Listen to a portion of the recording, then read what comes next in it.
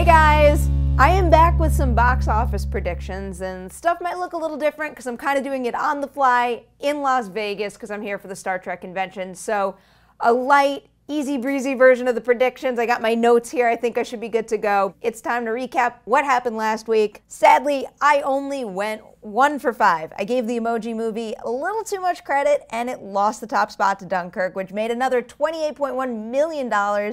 Then after that came the Emoji Movie with $25.7 million. After that, it wasn't Atomic Blonde, like I said, but Girls Trip with a rock-solid $20.1 million. Then it was Atomic Blonde with $18.6 million. And finally, Spider-Man Homecoming with $13.5 million. Here's to a better score this time around. We're starting off with my number 5, and that movie is Detroit. This one actually opened in select theaters last weekend, and it took about $350,000 total.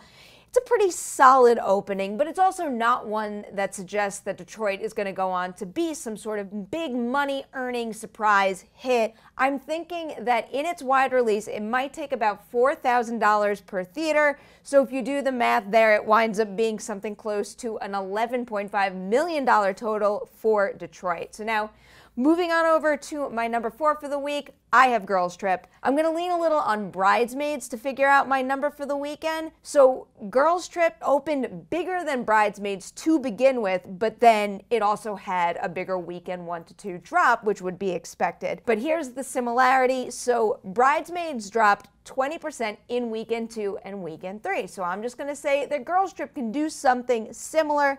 If that winds up being the case and Girls Trip drops 36% again, it's going to wrap the weekend with about $12 million to take to the bank. Now, number 3, I've got the Emoji Movie. So I'm not happy that the Emoji Movie kind of ruined my predictions last week, but right now I am going to have to put it above Girls Trip because there's really nothing family-friendly hitting theaters. We haven't had anything but the Emoji Movie recently. But to break it down a little further, I'm going to look at Storks. So Storks dropped 37% in weekend 2. So taking into account that Storks had less to lose than the Emoji Movie will, and Storks also had a higher cinema score, I'm going to say the Emoji Movie falls about 45%, and that would leave it with $14 million. That would, once again, put it right behind Dunkirk, which is the movie I have at number 2. Dunkirk had a really great opening, and it only dropped 44%, moving from weekend 1 to 2. That's really similar to Inception in 2014. So when that movie moved from weekend 2 to 3, it dipped 45%.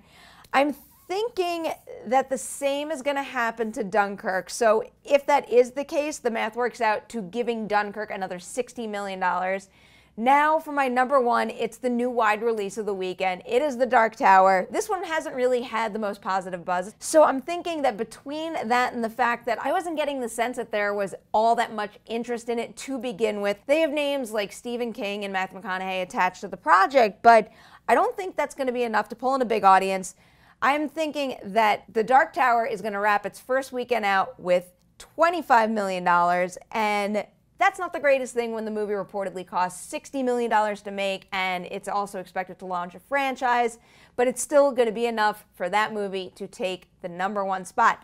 Let's do a quick recap. I have The Dark Tower at number 1 with $25 million, Dunkirk at 2 with $16 million, the Emoji Movie at 3 with $14 million, Girls Trip at 4 with $12 million, and then Detroit right behind it at 5 with $11.5 million. That's it. I'm done. What do you think of my list? Share your list in the comment section below, and we'll check in to see how it did next week. Bye, guys.